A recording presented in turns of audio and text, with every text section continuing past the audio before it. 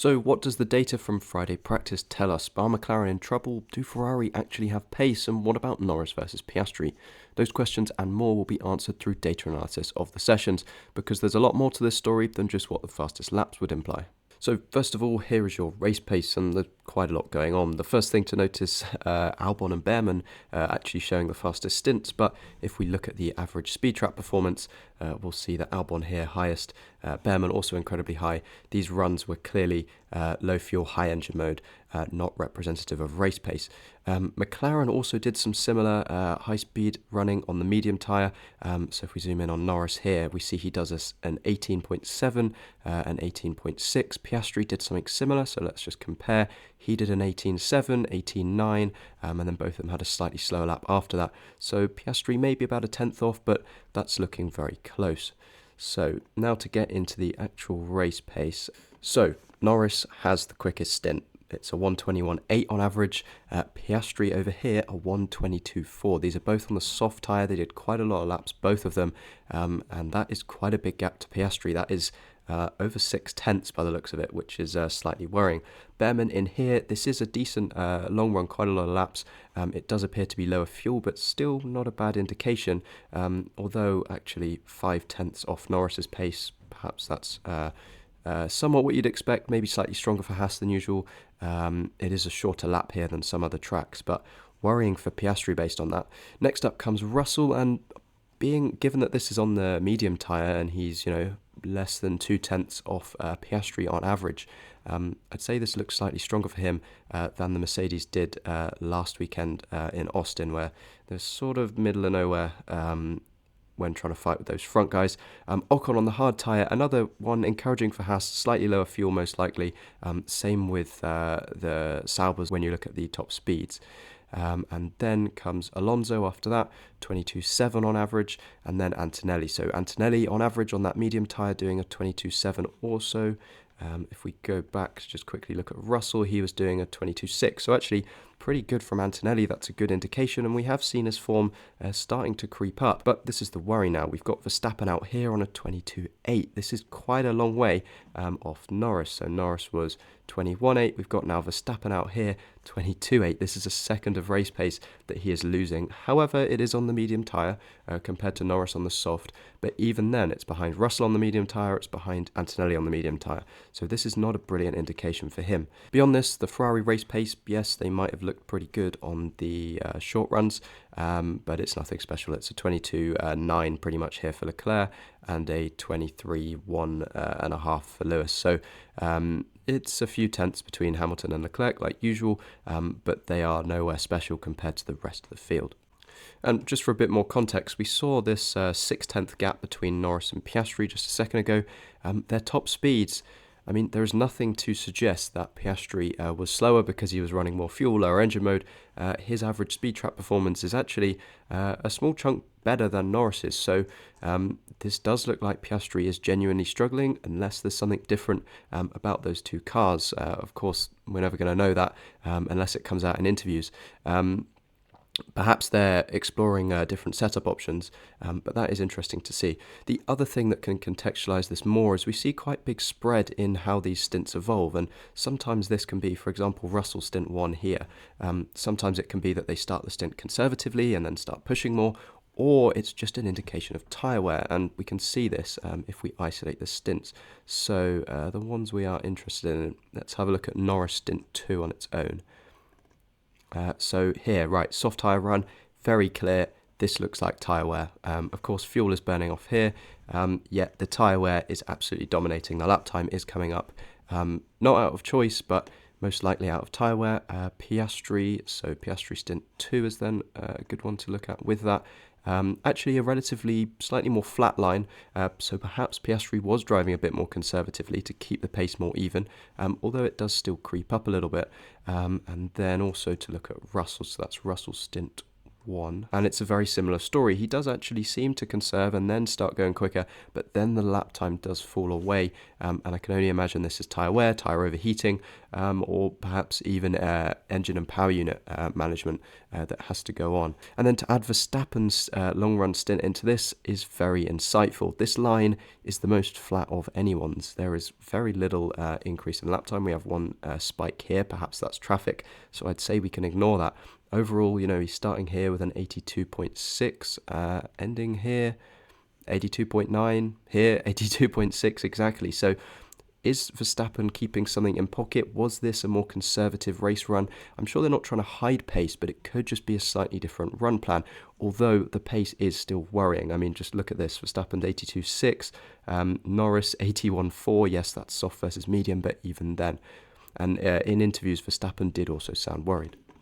And now for a bit of analysis of the qualifying pace. So this is data from each team's fastest lap. One thing that jumps out is that McLaren are still pretty draggy. They're not anything special in a straight line. We see them here in the middle of the bunch, pretty much on top speed on their quickest laps. Ferrari very high up. I do suspect them of slightly higher engine mode. Mercedes also surprisingly good in a straight line. Something else I did want to point out. So in FP2, Norris finished about 0.3 off Verstappen, who was first on their quick runs. Piastri about 0.6 off, even perhaps more like 0.8 in fact. The McLaren of Norris actually set his fastest lap on 5-lap-old softs. Meanwhile, pretty much everyone else, including Verstappen, set their fastest laps on brand new softs. It shows 2 laps here because the first one is the outlap. And around a track like this, if those first few laps on softs were also quick laps, that will take a good bit of tyre life out. So is there more to come from McLaren on a fast lap? I think so. It looks like they got their tyres wrong from the onboards. They were just sliding everywhere in the last sector, and that could have been contributed to by the fact that those were slightly older tyres. Also, just to look at who was fastest where, I'm seeing a lot of blips for the Red Bull, as in good blips, in the slow speed sections, and that is where a lot of time at this track is made up. Mercedes also looking quick in a straight line, so towards the end of the straight there's a lot of that turquoise. Red Bull down the middle of the straights looking pretty efficient. Ferrari then, it's usually at the end of these sort of more medium length straights and full throttle zones where their pace looks very quick, and that does make me slightly suspicious of engine modes, but time will tell. And here's a quick look at the sector times for the top guys, as suggested by someone in our Discord server, which you can join through the link in the description. Actually, Sector 1, Sainz was the quickest, pretty much matched Verstappen. Verstappen was about a 10th quicker than Leclerc, Norris, and Piastri. So pretty close in Sector 1. That's not really where the time is necessarily made up. Moving on to Sector 2, straight away, as Piastri has lost the most out of all these guys. Interestingly, Stroll is actually second to Verstappen. Piastri here has already lost a good 0.6 of lap time. Then in Sector 3, similar story. Piastri loses a lot of time again. It's actually Leclerc very marginally with the fastest Sector 3. Norris losing out to them by about 1/10 of a second, slightly less. Hamilton also losing out significantly to Leclerc, despite pretty much matching him in the other sectors. So this is your track map of what each sector looks like. Of course, Sector 1, pretty much just a straight line with a slow speed chicane. Not much else going on, which is why most of the time gaps are in blue and red and not yellow, although Stroll somehow did manage to lose a lot of time there. And now for some finer analysis of the quick laps. So this is Verstappen's fastest lap versus Norris. These are the how the gap evolves. So as this Norris line goes up, that's because he's losing time to Verstappen. And I do just want to point out this first section. In the run up to turn 1, Norris is slowly losing all the way up to 1/10 of a second, and all of this is just straight line. It's literally this section here, which we can see is entirely dominated by blue for Verstappen. So the McLaren does look pretty draggy compared to that Red Bull. It does make up some time through the slow speed, but then it's pretty much back to same gap by turn 4. Interestingly, Norris also loses out a lot between turn 5 and turn 6. So if we have a look at where that is on this lap, that is 5 and 6 here. This is an incredibly slow speed section. Perhaps a snap of oversteer. Whatever it is, Verstappen looks incredibly stable in the slow speed, at least on these quick runs. And now just to add Piastri into this, if we add his dotted orange line here, we see that generally he actually gets a better run down the main straight than Norris. And interestingly, we did actually see that on the long runs that he had slightly better top speed. So that is sort of lining up here. But then through the slow speed chicane, the start losing a lot of time, and then just throughout the second half of this lap, I mean, it's a pretty huge loss, going all the way up to 0.6 of a second loss here in turn 6, where Norris also loses a lot of time, but Piastri loses about 3 times more, and then also this run between 11 and 12 really hurts him. So let's just have a look at that. So if we look at the speed trace between 11 and 12, this is slightly suspicious. The speed trace sits so much lower than the other guys, and if we have a look at throttle between 11 and 12, it does look like he did actually have a bit of a moment. So he's actually come out of the throttle here, despite this being pretty much a straight section of track. Well, a section of track that should be full throttle. So it looks like he might have had a bit of an oversteer moment. How much time has that cost him? Well, it looks to have cost him at least 0.3, possibly a little bit more. So Piastri's lap, clearly there was a mistake on it.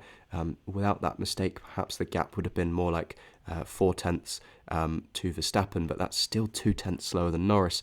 Overall, though, it's definitely advantaged Norris when compared to Piastri, and although Verstappen is the quickest at the moment on a short run, it's only by 0.2 to Norris, which is significant, but given Norris's tyres were older, we might still see more to come from him, and hopefully Piastri, of course, that lap being hampered by the mistake, but even without that, losing significant time to both Verstappen and Norris.